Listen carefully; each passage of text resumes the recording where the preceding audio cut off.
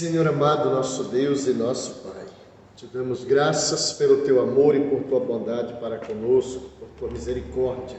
Obrigado por mais esta oportunidade que o Senhor nos concede de estarmos aqui na tua casa, na tua presença, para juntos discutirmos um pouco mais a respeito do teu reino, compreendermos um pouco mais da tua palavra, a fim de que possamos aperfeiçoar a nossa fé. E isto nós rogamos e glorificamos a Ti, em nome de Jesus. Amém. Olá, minha gente, estamos de volta para darmos sequência ao nosso estudo dos Atos dos Apóstolos, 30 anos que mudaram o mundo. Hoje nós vamos ver a 15ª lição, prisão e defesa de Paulo. Esta lição está baseada nos Atos capítulos 21 a 23. Nós temos aqui alguns tópicos que aparecem na nossa revista. Paulo, o prisioneiro do Senhor, a defesa de Paulo perante os judeus, a defesa de Paulo perante o tribunal dos judeus e Paulo na prisão de Cesareia. Então nós temos esses 4 tópicos para a gente ver e tentar compreender um pouco desse tema da prisão e defesa de Paulo. Bom, Paulo está encerrando a sua 3ª viagem missionária. Uma viagem que foi marcante, foi muito significativa e de grande produção, não só no que tange à evangelização, ao ensino que Paulo pôde ministrar presencialmente, mas também porque durante essa 3ª viagem missionária, Paulo também teve a oportunidade de produzir muitas obras literárias, muitas cartas que ele produz durante esse período. Essa 3ª viagem, portanto, ela foi muito profícua, ela trouxe grandes e excelentes resultados. Mas chega o momento em que Paulo decide que é hora de ele ir a Jerusalém, porque ele tem um plano que ele está colocando em prática, que é de levar ajuda financeira, oferta para a comunidade de Jerusalém. Ele tenta nesse momento mostrar para a comunidade de Jerusalém que a igreja precisa estabelecer uma unidade, que a igreja precisa entender, compreender que ela é um só corpo. E a comunidade de Jerusalém passa por dificuldades desde a última crise econômica, e Paulo então faz um levantamento de ofertas por onde ele passa para levar essa ajuda à igreja de Jerusalém, à comunidade de Jerusalém.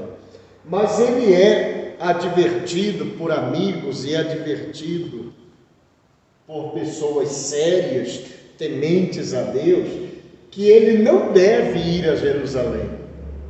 Ele não deve voltar a Jerusalém, que ele já tinha visitado antes e levado inclusive oferta para eles. Mas ele não deveria voltar lá, porque ele corria perigo. Era muito arriscado para ele voltar a Jerusalém. É preciso entender que Paulo é um apóstolo muito habilidoso, muito competente, muito temente a Deus, mas ele não é bem visto. Ele não é bem visto por uma ala da comunidade cristã, que é aquela ala de judeus. judeus que vieram mormente do judaísmo, que têm uma postura mais radical, porque é aquele grupo que entende que todo aquele que quiser ser cristão ou quiser fazer parte da igreja, precisa primeiro se tornar um judeu, pela circuncisão, por exemplo. E, embora o próprio concílio, a própria igreja, os apóstolos, os presbíteros, os anciãos já tenham decidido que não é obrigado o gentio se tornar um judeu primeiro, para depois se tornar um cristão, ainda assim isso não é ponto pacífico. Ainda existe uma espécie de divisão dentro da igreja, é como se existissem dois cristianismos. Aquele cristianismo que entende que é suficiente a fé em Cristo para a salvação, e aquele outro cristianismo que entende que é preciso as obras da lei. Não só a fé, mas é preciso cumprir as obras da lei para ser salvo. E Paulo é um daqueles que bate de frente contra essa postura. E ele defende veementemente que para ser cristão não precisamos das obras da lei. E isso faz com que ele não seja bem visto pela comunidade cristã mormente constituída de judeus. Ele não é bem visto, ele é uma persona não grata. Mas o que é curioso em tudo isto é que não são só os crentes em geral, os membros da comunidade, que não veem Paulo com bons olhos. Os apóstolos também não veem Paulo com bons olhos. Eles também têm um pé atrás com ele, por causa justamente dessa postura radical que ele adota. E ele corre risco em ir para Jerusalém, porque é justamente lá que está havendo uma convulsão social, porque os judeus estão insatisfeitos com os romanos. Existe um mal-estar geral ali. Eles não estão satisfeitos com aqueles que não são judeus. E Paulo optou por dedicar o seu ministério justamente aos não-judeus. No caso, aqui, aos gregos. Mas, de maneira geral, Paulo está voltado para os gentios. E aí o grego é um gentio, o romano é um gentio, todo que não é judeu é gentio. Então, ele não é uma pessoa bem vista. E ele chega com uma proposta de evangelho, onde ele diz que não é necessário as pessoas cumprirem os ritos da lei para serem salvas. Então isso gera um confronto direto e imediato com os judeus. Então não é bom ele ir para Jerusalém nesse momento, porque ele não será bem visto, não será bem recebido, porque ele não é bem visto, ele não é bem quisto. Mas ele mesmo, em meio a todas as advertências, inclusive a advertência de revelação profética, se você for para Jerusalém, você vai ser preso, você vai ser perseguido, você vai sofrer, você não deve ir para Jerusalém. Então os amigos se reúnem e tentam convencê-lo, mas ele diz: eu vou.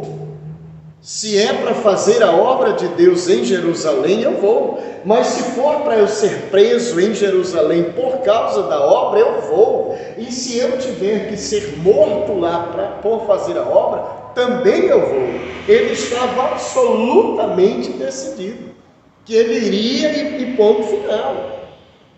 E é o que acontece, ele vai mesmo. E ele, chegando em Jerusalém, ele procura os apóstolos, ele procura Tiago, que vai requerer dele um relatório. Ele vai relatar tudo o que aconteceu da sua viagem pela Ásia, pela Europa. Ele vai contar tudo o que aconteceu, o que Deus fez através dele. Paulo entendia que não era ele quem realizava as obras, ele era só um instrumento, era Deus quem operava através dele. Então ele diz tudo que Deus operou através dele no decorrer dessa terceira viagem missionária que ele empreendera. E então Tiago traz para ele um problema. E ele diz: nós temos ouvido por aqui que você tem sido uma pessoa muito radical e que você não está só proibindo os gentios de praticarem a circuncisão, mas está dizendo também que o judeu não deve mais praticar a circuncisão. E isto não está soando bem. Então, na verdade, essa informação que chega para Tiago, que chega para os apóstolos, lembrando que Tiago é quem está presidindo a igreja, na verdade é uma informação distorcida. Não é bem isso que Paulo está dizendo. É uma informação distorcida. O que Paulo está percebendo aqui é que a mensagem dele está sendo mal interpretada, porque ele não está se posicionando contra a cultura judaica. Isso é uma questão de cultura, a circuncisão faz parte daquela cultura, então que a pratique, não tem problema nenhum. A única coisa que Paulo tem ensinado e que tem pregado é que a circuncisão não é pré-requisito para a salvação, porque a salvação é única e exclusivamente pela fé em Cristo, é pela graça de Deus em Jesus Cristo. Não precisamos desses rituais da lei para a salvação. Mas ele não está de maneira alguma proibindo os judeus de serem judeus. E é então, quando Tiago dá uma sugestão a Paulo, a fim de que ele faça uma coisa bem judaica, para mostrar para toda a comunidade, mormente a comunidade judaica, que ele era ainda um judeu e que ele era um bom judeu e que ele não estava de maneira alguma tentando mudar a cultura judaica de forma alguma. Ele então sugere o seguinte: olha, tem aí os rapazes que estão se consagrando para o voto de Nazireu, e você então deveria fazer o seguinte: você vai ajudar esses rapazes, você vai levá-los ao templo, você vai cumprir o ritual junto com eles, você vai inclusive pagar os dotes que são necessários serem pagos, você paga para eles, e você assim mostra para todo mundo que você ainda é um judeu, ainda é um bom judeu. E aí foi o erro de Paulo, porque Paulo acata essa sugestão de Tiago e dos anciãos e faz exatamente isso. E vai para o templo, cumpre o ritual, vão rapar a cabeça e tudo mais. Mas só que na comitiva de Paulo, acompanhando Paulo voluntariamente, foram alguns irmãos com ele que o acompanharam desde Éfeso. E essas pessoas eram gregas. Mas Paulo sabia que o grego não podia entrar numa determinada área do templo que era só para judeus. E Paulo então vai com eles e eles ficam fora. Paulo entra com aqueles que seriam iniciados, e esses que são os incircuncisos, que são os gregos, ficam fora. Mas os judeus que querem a cabeça de Paulo, que são fanáticos e que já vêm acompanhando e infernizando a vida de Paulo há anos por todos os lugares por onde ele passa, quando viram Paulo saindo do templo na companhia desses gregos, eles fazem um alarme e dizem que Paulo violou a santidade do templo, introduzindo gentios, introduzindo pessoas incircuncisas no lugar sagrado, que não era permitido. não aconteceu isso. Mas eles disseram que Paulo fizera isso. E fazem o alvoroço. E a turba, porque logo surge uma turba que nem sabe o que aconteceu, nem viu o que aconteceu, tomou isso como verdade e já pôs as mãos em Paulo a fim de matá-lo. Por quê? Violar a santidade do templo era punido com a morte. E os judeus tinham, por parte dos romanos, autorização para executar alguém que violasse a santidade do templo, ou profanasse o templo. Então pegam Paulo imediatamente a fim de executá-lo, a fim de matá-lo. Mas, quando os romanos veem esse alvoroço todo, correm para cima, os soldados chegam, o centurião chega e vê aquela situação e quer saber o que está acontecendo. E os próprios soldados protegem Paulo da turba que quer matá-lo, que quer linchar. E ninguém sabe explicar exatamente o que está acontecendo, porque aqueles que o acusaram já saíram do lugar, só fizeram causar o tumulto e desapareceram do lugar.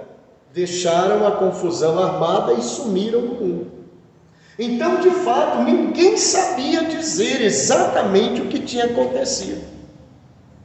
E Paulo é imediatamente retirado do lugar para sua própria proteção, para livrá-lo da fúria daquela turba que está ali querendo a todo custo o sangue dele, querem matá-lo.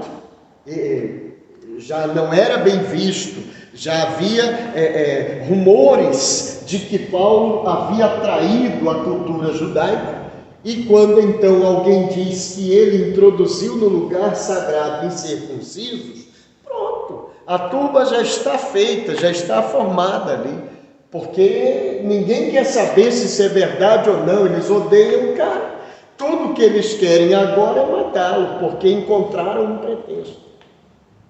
Mas o chefe da guarda entende que não é bem assim. Eu quero saber por que querem matar este homem. Porque eles entendem, os romanos entendem, os soldados entendem, que para condenar à morte uma pessoa precisa ter um motivo justificável. E até agora ninguém explicou o que aconteceu. E aí então, quando Paulo é retirado, ele pede autorização para falar ao povo. E quando lhe dão a autorização, ele fala em grego, pedindo essa autorização. Mas ao se dirigir ao povo, ele fala em aramaico. Em outras versões dizem em hebraico. Vamos tomar aramaico. Então, o próprio centurião percebe que tem uma coisa errada aí. Tem alguma coisa errada. Porque fizeram-no pensar que Paulo era aquele egípcio que dias antes havia feito um movimento de revolta contra Roma e que mobilizou centenas de pessoas contra Roma e que havia fugido. Fizeram o centurião pensar que se tratava dessa pessoa. Por isso que ele mobilizou também centenas de soldados para não deixar o homem escapar. E acreditava que se tratava desse personagem. Mas quando ele percebe que Paulo fala com ele em grego, e depois fala com o povo em aramaico, ele entende, não é aquele. Não é aquele.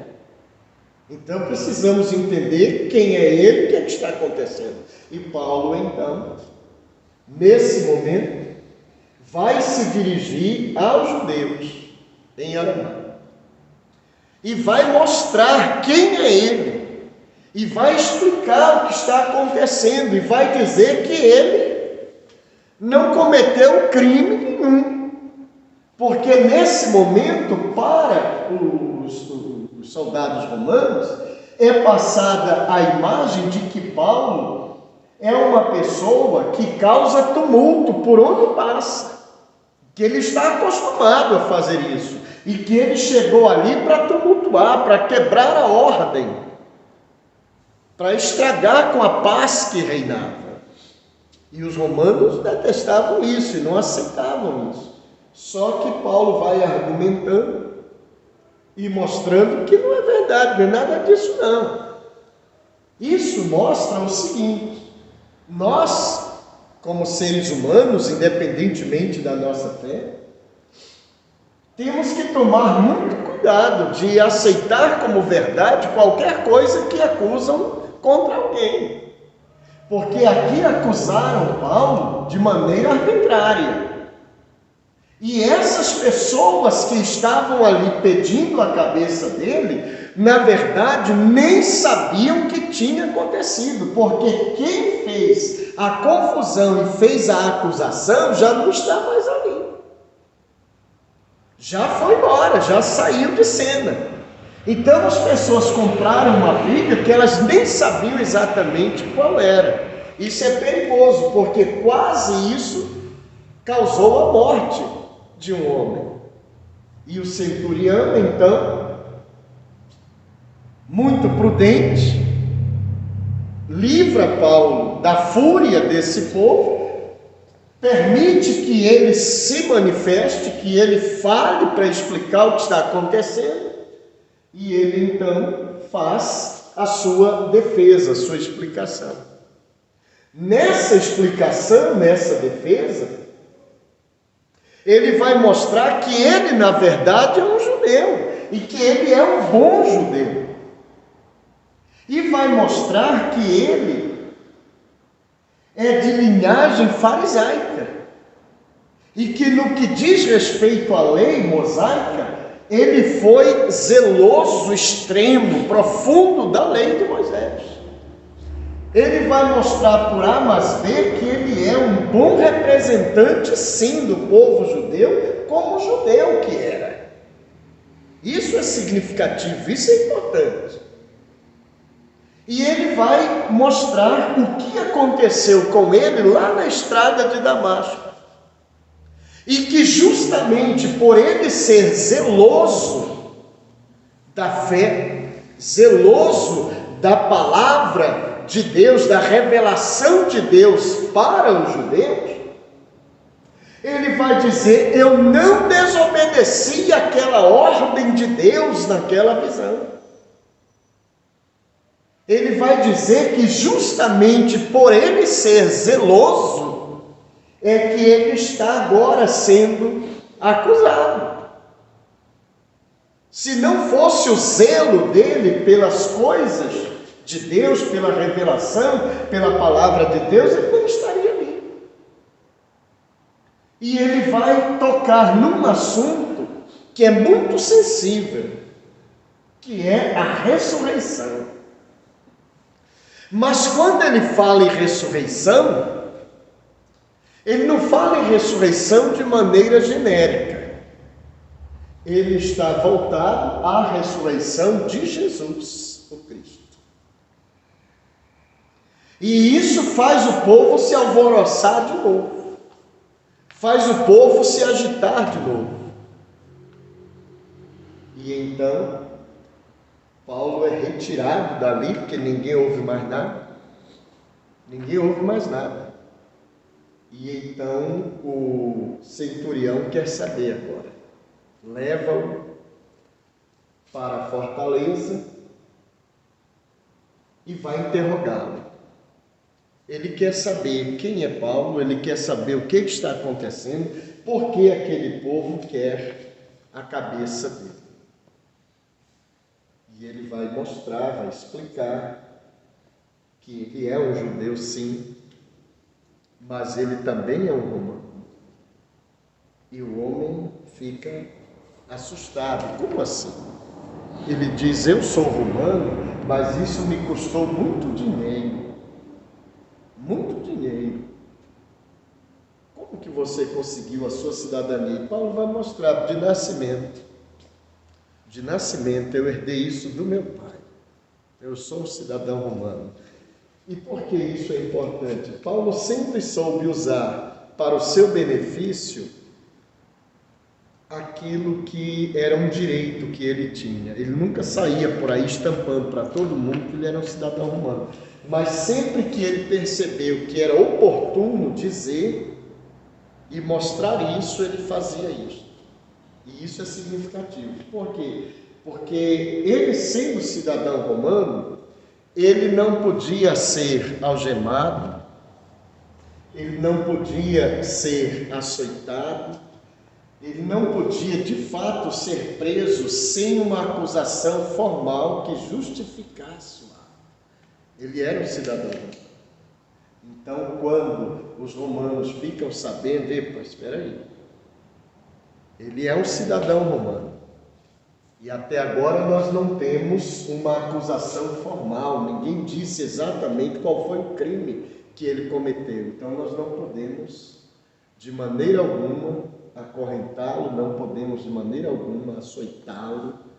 Temos que primeiro saber qual é a acusação real que pesa contra ele. Ele é um cidadão romano, ele tem direitos que são sagrados. Então, os judeus entendem que por ele ser também um judeu, e segundo eles, por ele ter violado a santidade do templo, ele merece ser julgado por um tribunal judeu. Ele vai ser de fato julgado por um tribunal judeu. Mas ali, quando a corte se reúne, os romanos ficam ainda mais convencidos de que Paulo é inocente e que de maneira alguma se justifica o apelo dos judeus. Ali naquela corte você tem fariseus e tem saduceus. Os saduceus não creem na ressurreição. Os fariseus creem na ressurreição.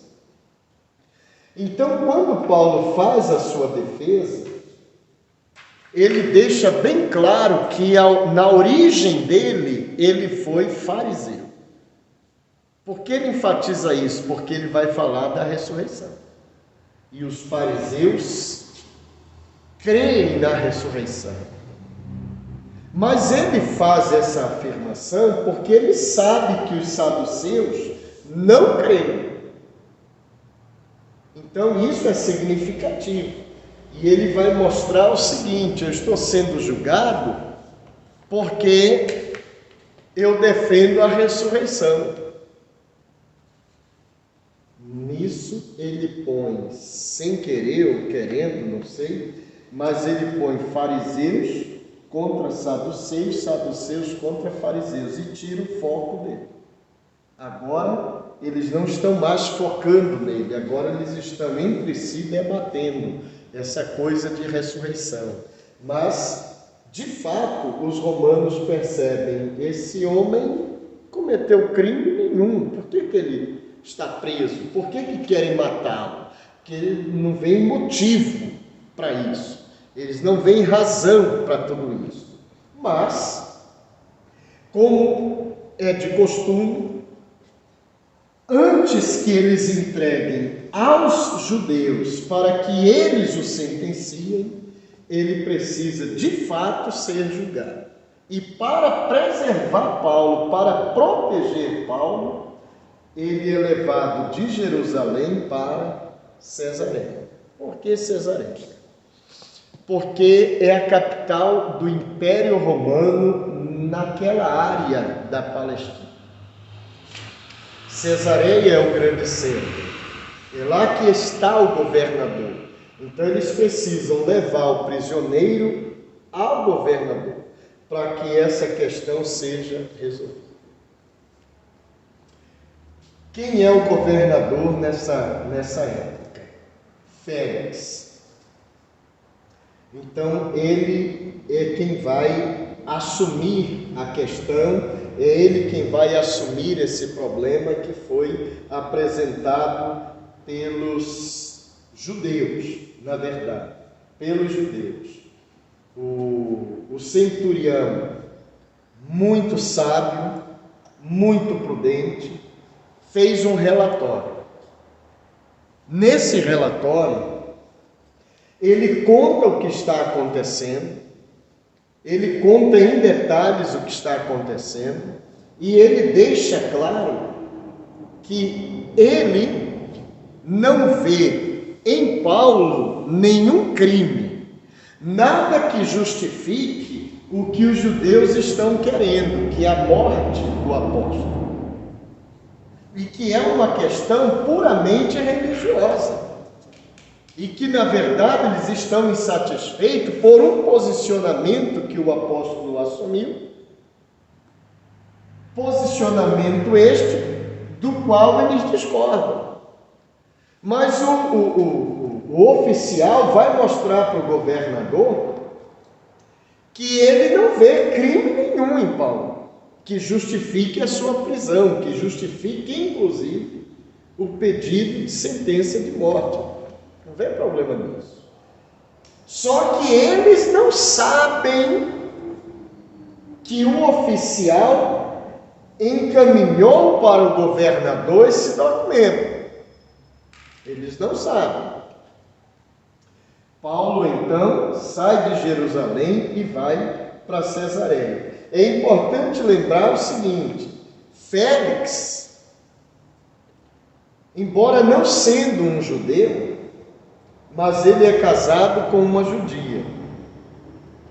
Então ele conhece muito da cultura judaica. E depois, ele é uma pessoa que, embora sediado em Cesareia, que é a capital do Império Romano nessa parte do mundo, da Palestina, mas ele não está alheio ao que acontece ao redor. Ele é uma pessoa muito antenada, numa gíria de hoje, ele é uma pessoa muito culta, ele é uma pessoa que estuda, é uma pessoa que conhece, e ele conhece muito bem todos os meandros da cultura judaica. Sabe como é que funciona isso. Isso ainda tem a favor dele o fato de que a mulher dele é uma judia, que, portanto, conhece bem toda essa prática aí. Então ele sabe como proceder, ele sabe como essas coisas funcionam. Então ele está quieto, esperando a manifestação daqueles que vão acusar Paulo. E de fato, o que vai ocorrer aqui? O prisioneiro é levado para Cesareia e uma comitiva de acusadores tem que ir. Tem que ir. A intenção dos judeus era que Paulo fosse julgado em Jerusalém, mas o oficial o encaminha para Cesareia a fim de que o governador assuma essa responsabilidade aqui e não mais o oficial. O próprio governador é quem vai julgar a questão. O que nós podemos extrair daqui, até esse ponto aqui, em que Paulo chega em Cesareia? Primeiro, quando nós tomamos a decisão de acusar alguém, nós precisamos entender que a partir do momento em que fazemos uma acusação contra alguém, a consequência disto já não depende mais das nossas ações nem das nossas decisões. Então precisamos tomar muito cuidado antes de abrir a boca para fazer afirmações sobre outra pessoa. Aqui acusaram levianamente Paulo de ter violado a santidade do templo. e antes que qualquer coisa pudesse ser dita por ele e pelos que estavam com ele, inclusive pelo sacerdote que estava no templo e que assistiu o ritual de Paulo e dos seus lá dentro, e que sabia que Paulo não havia violado a santidade daquele templo, que ele não havia introduzido lá nenhum incircunciso. Antes que estas pessoas pudessem ser ouvidas, aqueles que faziam parte da turba já afirmaram categoricamente o que não viram e do que não sabiam, e já pediram a cabeça do apóstolo.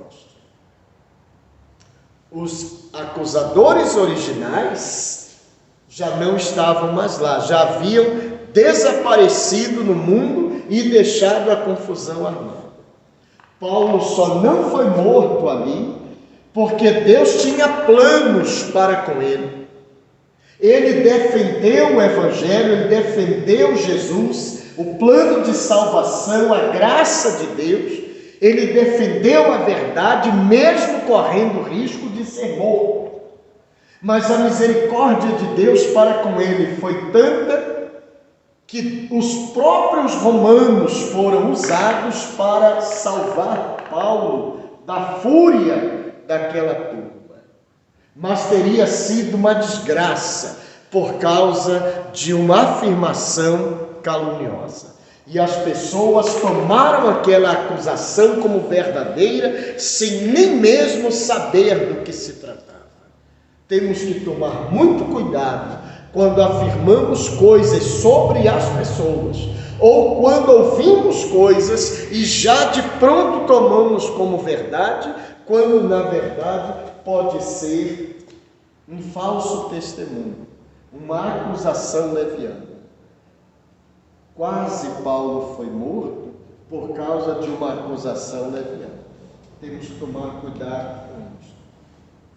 Outra coisa importante que nós podemos extrair dessa experiência de Paulo aqui. Paulo, em todos os momentos em que ele teve a oportunidade de falar, não só aqui, mas em particular nessa situação, ele sempre deixou bem claro que ele sabia quem ele era. Ele sempre soube com absoluta certeza quem era ele. E ele então traz no seu discurso, na sua defesa, o seu passado antes de Cristo, o homem que ele foi, o judeu zeloso que ele foi das tradições do povo. Mas ele nunca deixou de dizer a experiência extraordinária que ele teve lá na estrada de Damasco. Nunca, ele sempre trouxe isto à tona, sempre falou isto a plenos pulmões. Ele não tem medo de dizer quem ele foi e o que ele passou a ser a partir do momento que ele teve uma experiência real com Cristo. E ele vai defender isso o tempo todo, ele não esconde esta verdade. Por quê? Porque ele sabe quem ele é. Ele tem convicção da sua identidade como um cristão.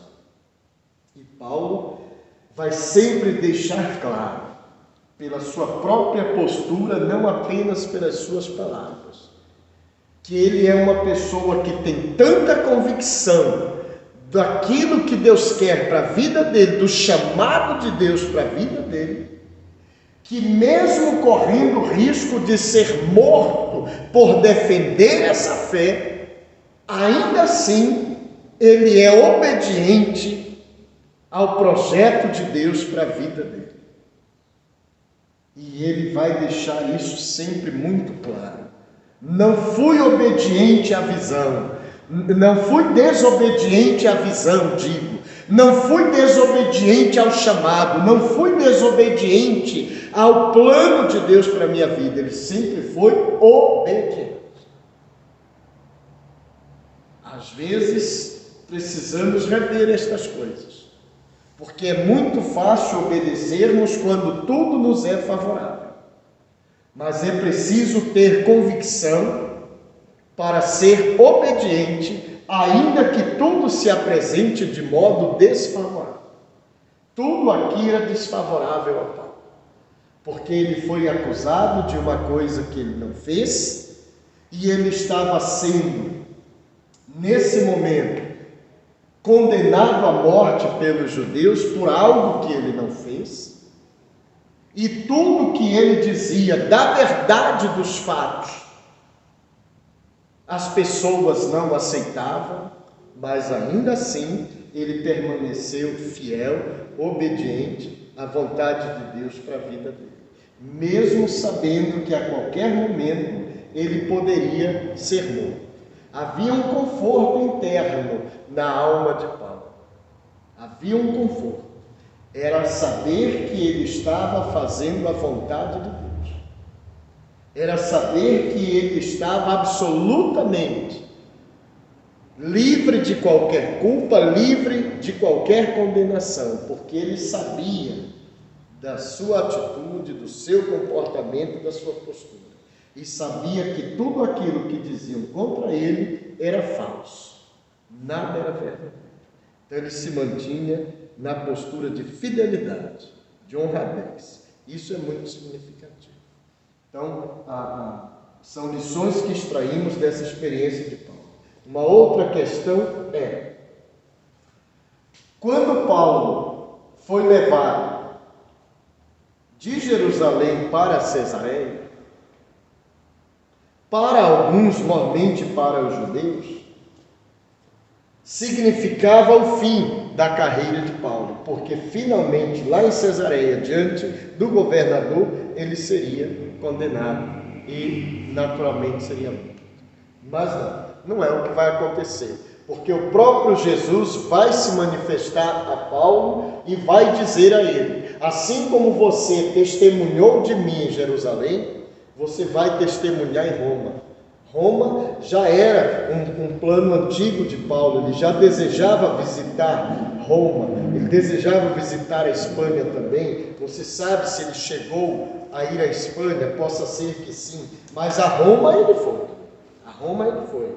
Então, aqui em Cesareia, na verdade, você, diferentemente do que os judeus esperavam, você não vai ter o final da carreira de um apóstolo.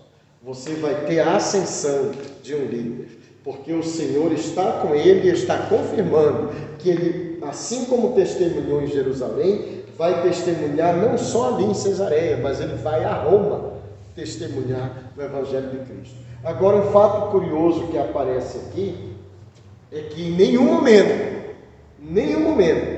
nenhum dos apóstolos, mas nenhum sequer, se manifesta em defesa de Paulo.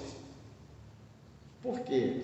Paulo não é uma pessoa ainda bem vista, nem pelos próprios apóstolos. Eles têm um pé atrás com ele, porque ele tem um discurso radical na concepção deles. Eles ainda estão muito presos ao judaísmo, à cultura judaica. De fato, o único apóstolo que já entendeu plenamente o plano de salvação em Cristo foi Paulo. E sendo ele o mais radical dos judeus do que todos os apóstolos, mas ele foi o primeiro e nesse momento é o único que compreende claramente o plano de salvação em Cristo, que é pela graça e não pelas obras da lei. E os próprios apóstolos, que já não haviam dado apoio a ele na conversão dele, agora nenhum deles está presente para dar apoio a ele nesse momento. Quem é que está presente aqui com Paulo? Amigos dele. E esses amigos não são judeus, são gregos. Então Paulo tem um ministério totalmente voltado para os helenistas, totalmente voltado para os gentios. E aqui você tem amigos gregos que estão com ele, Os apóstolos não estão dando nenhum apoio para ele. Mas mesmo assim, preste atenção nisso, mesmo assim, ele continua firme na missão dele de anunciar a salvação em Jesus Cristo. Ele não depende de que os apóstolos deem o aval para ele ir e pregar o Evangelho. Ele recebeu uma visão, uma missão de Deus, e ele diz: eu não fui desobediente a essa visão, eu obedeço. Por quê? Porque ele tem certeza do plano de salvação em Cristo, e ele tem certeza do chamado de Cristo para ele, a fim de anunciar esse plano de salvação a todos, aos judeus e principalmente aos gentios. Daí ele receber a alcunha de apóstolo dos gentios. Então isso é muito significativo. Ele está aqui, agora em Cesareia, ele está com os amigos, mas o conforto dele é saber que Jesus está com ele, está confirmando, está aprovando a postura dele, está aprovando as ações dele, porque está até garantindo a ele que ele vai a Roma testemunhar o Evangelho. Isso é extraordinário. E o que Paulo precisa? Ele só precisa disso. Ele só precisa saber que Jesus está com ele. Nada mais. Então, pense nisso, preste atenção nisso, leia estes capítulos, medite nestas coisas, porque todos nós, em um ou em outro momento, somos confrontados por causa da nossa fé. Somos confrontados por causa daquilo que nós cremos, por causa daquilo que nós defendemos, de Deus, de Cristo e da palavra de Deus. Nós não podemos, de maneira alguma, diante de tanta pressão, fraquejar e abrir mão da nossa fé, da nossa crença em Cristo Jesus. Temos que ser firmes, temos que ter postura digna de alguém que sabe por que crê, sabe em quem crê, sabe o que está fazendo e por que está fazendo. Paulo sabia. O Senhor me chamou, o Senhor me mandou, eu estou fazendo, mesmo que custe a minha vida. É o que ele está mostrando. Amém? Então que Deus nos abençoe em nome de Jesus.